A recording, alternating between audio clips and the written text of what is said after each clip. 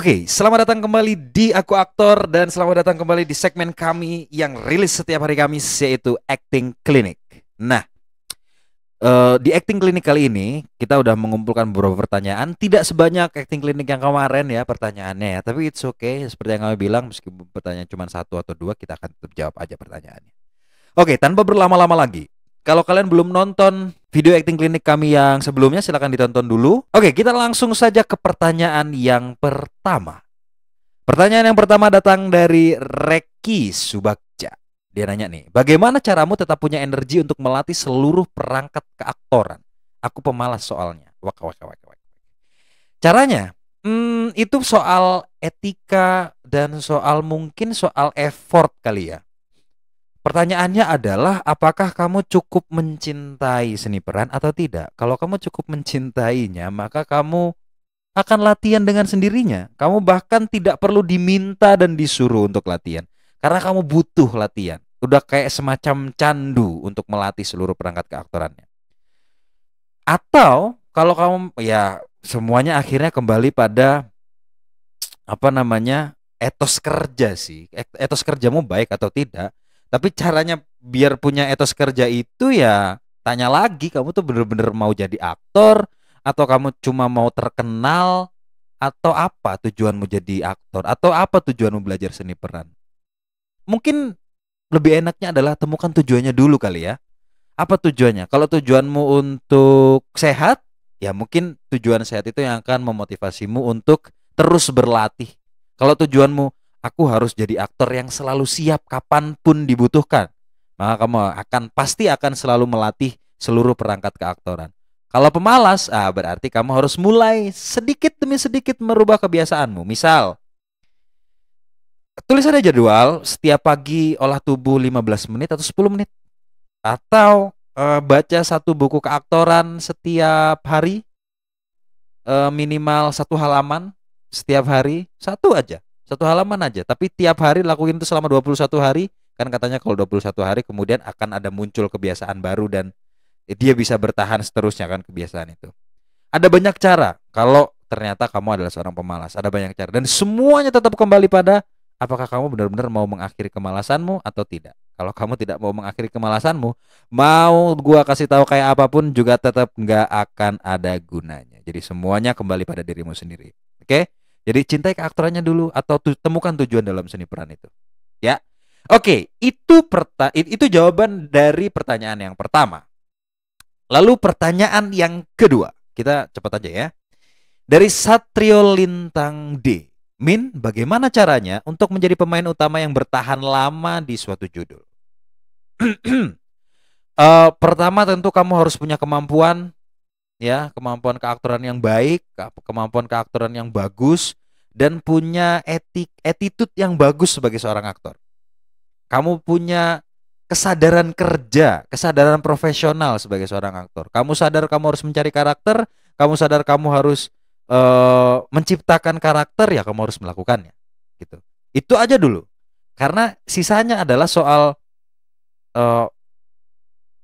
bagaimana produser mungkin ya kami nggak tahu, mungkin kita harus menanyakan pada aktor yang lebih lama bertahan di industri kayak misalnya Bu Christine Hakim atau Om Slamet Raharjo. Tapi sejauh yang kami tahu, selama etikanya baik, kamu akan terus dipanggil.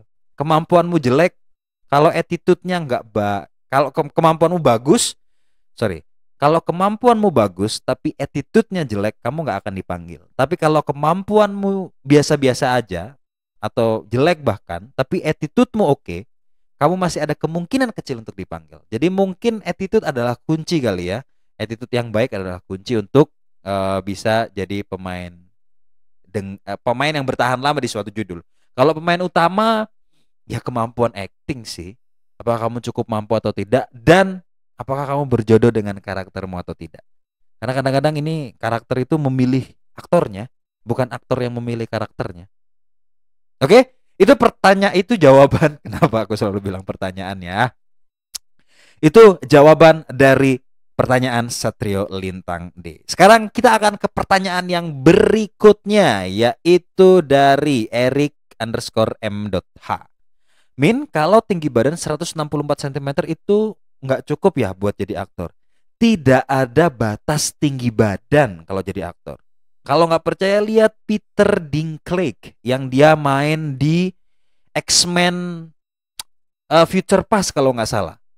Atau dia main juga di Three Billboards Outside Ebbing, Missouri. Dia itu kerdil. Apa ya bahasanya ya? Mohon maaf kalau bahasaku agak kasar. Tapi dia aktor kecil. Apa sih bahasanya? Aktor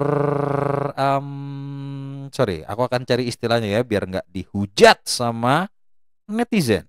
Dwarfisme, dwarfisme kalau nggak salah.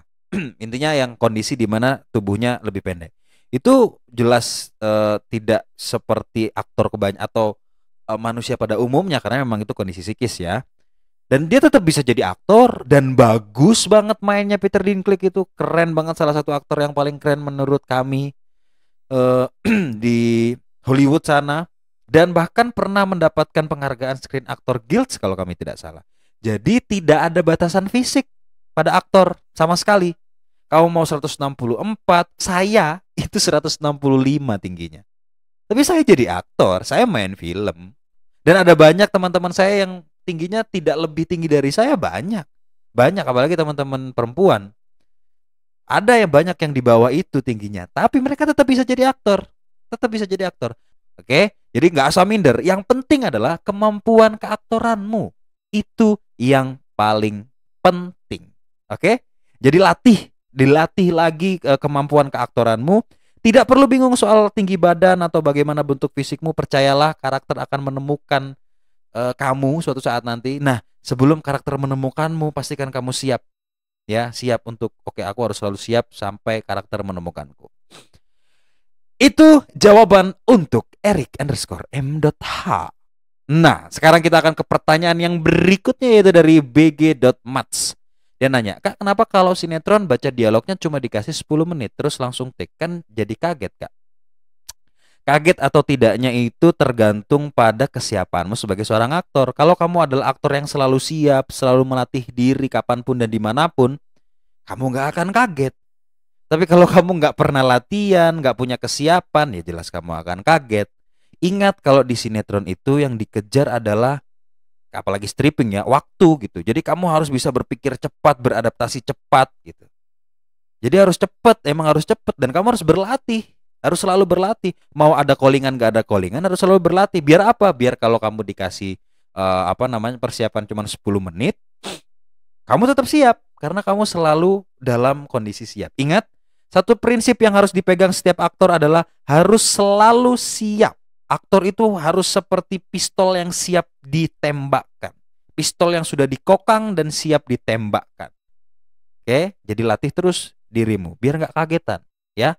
Dan sadari kalau ya memang begitulah industri sinetron. Kita nggak bisa protes. Bahkan di film pun kamu akan mendapati hal-hal macam itu. Saya secara personal pernah diganti karakternya mungkin 15 atau 10 menit sebelum take sama sutradara. Tapi ya selalu siap. Jadi kita selalu menerima apapun kondisinya dan beradaptasi secepat mungkin. Itu jawabannya. Selanjutnya kita akan ke pertanyaan yang terakhir untuk acting klinik kali ini. Pertanyaannya dari Al Pangaribuan, ya. Dia bertanya nih. Pertanyaan mengenai membiasakan perilaku kebiasaan karakter supaya menjadi milik. Pertanyaannya, cara menyamakan perilaku kebiasaan yang dilatih selama sebulan dengan perilaku kebiasaan yang sudah terjadi sejak lama, bahkan mungkin sejak dia sudah mulai punya akal. Bagaimana, Bang? Kami sempat nanya nih, maksud pertanyaanmu gimana? Menyamakan perilaku kebiasaan maksudnya apa gitu. Karena kita agak bingung dengan pertanyaannya si Al Pangaribuan ya. Kemudian dia menjelaskan. Misal gini, Bang, si karakter yang mau dimainkan ini dia adalah seorang yang handal atau pandai bermain piano. Dia udah main piano dari kecil, sementara kita nggak pernah main piano sama sekali. Nah, dalam metode acting kan kita harus melatihnya dan membiasakan itu selama persiapan sebelum syuting. Tapi kan berbeda cara orang main piano yang udah lama sama yang baru pandai. Cara untuk menyamakan itu gimana, Bang? Oh, maksudnya menyamakan misalnya sama-sama kelihatan pandai. Ya dilatih, ya dibiasakan. Dan sesuai kebutuhan adegan aja. Misalnya gini. Misal ya, karaktermu adalah seorang yang pintar bermain piano. Oke, dia belajar piano dari zaman kecil kecil dia belajar piano. Kita tentu nggak bisa ngejar waktu itu kan. Misalnya kita cuma punya waktu 1 bulan gitu, atau 2 bulan, atau 3 bulan gitu ya. Maka yang bisa kita lakukan, adegannya butuh apa? Adegannya butuh kita belajar satu partitur tertentu. Oke, kita belajar partitur itu aja sampai selancar mungkin. Itu aja yang perlu kita pelajari. Nggak perlu kita belajar benar-benar dari nol sampai bisa, nggak perlu karena terlalu lama. Kita nggak punya banyak waktu. Jadi belajar sesuai kebutuhan karakter, kebutuhan adegan saja. Kayak Shine, film Shine yang dibintangi sama Geoffrey Rush yang dia dapat Oscar. Itu setahu kami dia memang dari kecil atau dari remaja udah bisa bermain piano ya. Tapi tidak sepintar David Helfgott kalau nggak salah nama tokohnya. Nah yang dia lakukan adalah mempelajari partitur yang digunakan di adegannya. Itu aja. Jadi untuk menyamakannya ya fokus aja pada apa yang perlu dipelajari gitu. Misalnya atau contoh lainnya, karaktermu itu pintar main gitar. Terus adegannya adalah bermain lagunya, let's say lagunya Beethoven misalnya dalam bentuk gitar misalnya ya, atau lagu repertoire yang lain misalnya lagunya siapa kayak gitu. Nah, kamu tidak perlu belajar gitar dari awal ya. Kamu tetap harus belajar gitar dari awal tentu, tapi ketika udah mulai bisa dasar-dasarnya, kamu cukup belajar lagu yang digunakan di adegan itu. Itu aja gitu. Jadi kita memang tidak akan pernah bisa bener-bener sama karena ya misalnya karaktermu usianya 28 tahun ya dan belajar piano dari usia 4 tahun. Kamu nggak mungkin 24 tahun belajar, ya kamu akan keburu tua, jelas nggak ada waktu sebanyak itu. Maka pelajari sesuai kebutuhan adegan. Dan balik lagi pada persoalan aktor harus selalu siap. Ya, jadi setiap aktor itu kalau ditanya aktor tuh harus latihan apa aja sih? Apapun, apapun. Ketika kamu, kalau kata Om Yayu Undur tuh gini, kerja aktor itu justru ketika dia nggak syuting, itu dia kerja. Maksudnya, ya disitulah dia belajar. Entah itu belajar piano lah, entah itu belajar gitar lah, belajar bela diri lah, apapun itu, belajar bernyanyi lah, yang mungkin tidak akan langsung dipakai ya, karena menunggu karakter yang tepat gitu. Tapi itu bisa jadi modal gitu.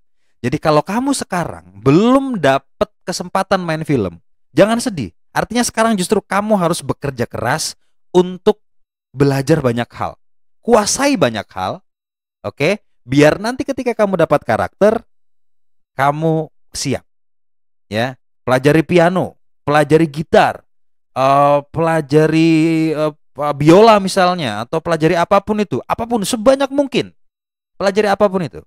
Biar ketika kamu dapat karakter, apapun karakternya, kamu udah punya pengetahuan dasarnya. Setidaknya udah punya sedikit modal. Jadi kamu nggak nol banget gitu. Oke? Itu adalah jawaban untuk pertanyaan terakhir di Acting Clinic kali ini. Terima kasih karena sudah bertanya teman-teman, dan berkat pertanyaan teman-teman inilah Acting Clinic masih ada sampai episode yang kelima ini. Itu dulu untuk Acting Clinic hari ini, dan terima kasih. Jangan lupa di subscribe, jangan lupa untuk dinyalakan notifikasinya biar nggak ketinggalan video-video terbaru dari aku aktor. Dan jangan lupa di like kalau suka dengan video ini, atau dislike aja kalau nggak suka. It's okay, kita akan selalu berbenah. Terima kasih. Jangan lupa untuk di share, dan sampai ketemu di Acting Clinic berikutnya. Ingat, kalau ada pertanyaan apapun soal seni peran, silakan tanyakan di kolom komentar atau di Instagram kami atau di story kami. Silakan tulis pertanyaannya atau DM kami saja, nanti akan kami jawab pertanyaannya. Terima kasih, sampai ketemu di Acting Clinic berikutnya. Viva!